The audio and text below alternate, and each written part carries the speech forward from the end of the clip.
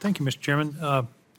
Mr. Kent, thank you for your testimony. I walked in when you were from voting, when you were talking about the threat of terrorism, and I'm glad you identify that because I think it is a serious threat, and I think we've sort of taken our eye off that ball. So I compliment you on that.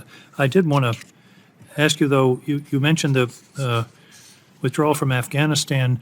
Do you know when that decision was made and who made it? To withdraw from Afghanistan? Yes. It appears that it was not very well coordinated, and it probably wasn't made all at the same time, but it was made somewhere around August of 2021. Actually, it was made in February of 2020 by President Trump when he signed the Doha Agreement, which basically said we will leave Afghanistan by May of 2021 as long as the Taliban doesn't shoot at us. That discussion did not include the Afghan government. So the decision to leave Afghanistan was actually made by the Trump administration a year and a half before the actual withdrawal.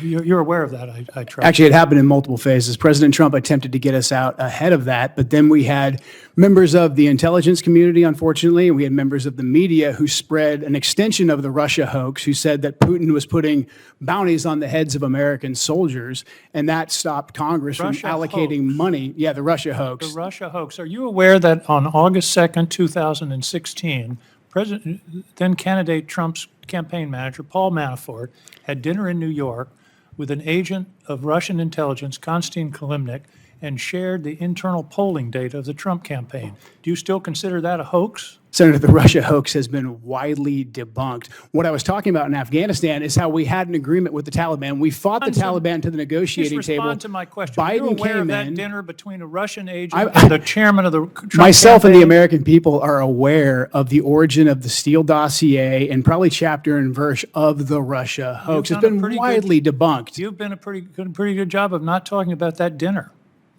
Have you ever been involved in politics? Do you know how significant internal polling data is? It tells you where your strengths are, where your weaknesses are, where the battleground states are, what issues. I think that information being handed over to an agent of Russian intelligence, and by the way, this was found unanimously by this committee in our report on the Russian involvement in the 2016 election. So, well, let's move on. You mentioned several times there was no classified information in that telephone call, in that signal chat.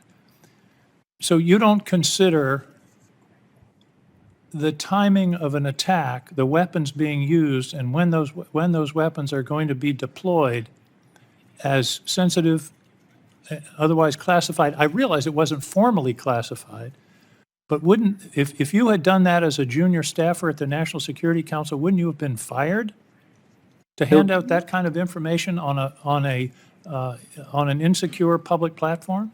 There was no classified information in that signal chat. So telling telling an adversary when the attack is going to happen, that's not classified? I mean, you're saying it's not classified. That you're just giving it a bit of semantics. But any person in this room would tell us that attack plans involving timing and weapons would be of immense value. If it had been the Houthis instead of Jeff Goldberg, we would have lost pilots in that strike, would we not? There was no classified information, and it's currently under litigation, Senator, so I really can't say much more about the signal chat. And you can't even tell us what telephone you were using. What possible litigation excuse is there for not telling us what telephone you were using? The details of the signal chat are currently under litigation, so there's not much more I can say. What's the litigation? There's litigation against multiple members that were in the chat group right now. Well, you say it's not classified. If it walks like a duck and looks like a duck and quacks like a duck, it's classified. Mr. Eisenberg, the annual threat assessment tells us that our adversaries, Russia, China, Iran, are stepping up covert influence. And yet in the administration, in the Department of, I guess I'd call it the department formerly known as Justice, the administration's disbanded the Foreign Influence Task Force. And it's also stopped U.S. enforcement of the Foreign Agents Registration Act.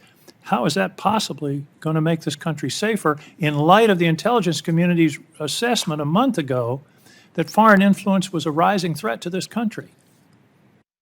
I call that unilateral disarmament. Senator, I believe the memo you're referring to, Could you get closer to your microphone, please? sure, can you hear me? Yes, please. The memo you refer to doesn't end all FARA enforcement. It limits FARA criminal enforcement to a specific set of traditional espionage with foreign powers. It certainly doesn't end all FARA enforcement.